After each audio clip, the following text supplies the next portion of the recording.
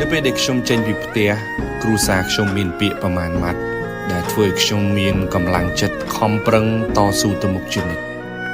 គាត់និយាយថាពេលកូនចេញពីស្រុកត្រូវមើលទៅមុខក៏មើលក្រោយប្រឹងទៅមុខទៅជីវិតកូនបានល្អប្រសើរ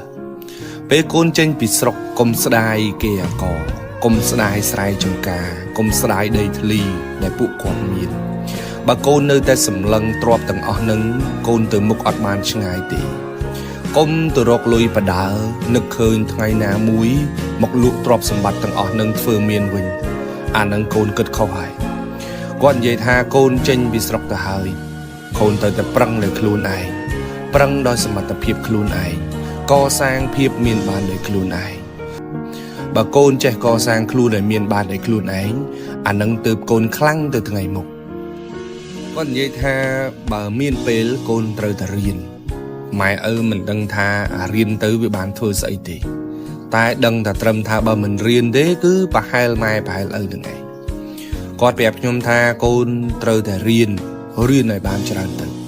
ម៉ែឪក៏មិនដឹងដែរថារៀននឹងក៏រៀនចប់ទៅធ្វើស្អីដែរតែដឹងថាបើកូនមិនរៀនកូននឹងពិបាកដូចម៉ែដូចឪនឹងឬក៏ពិបាកអាចនឹងលើសម៉ែលើឪទៀតគាត់ផ្ដាំថាឲ្យពិបាកតែធ្វើជំនាន់ពួកគាត់នឹងទៅបានហើយជំនាន់គាត់សុខចិត្តពិបាកឲ្យតែកូនបានរៀនតែពីជំនាន់កូនតទៅកូនត្រូវដឹងថាខ្លួនឯងត្រូវតែល្អប្រសើរជាងម៉ែឪ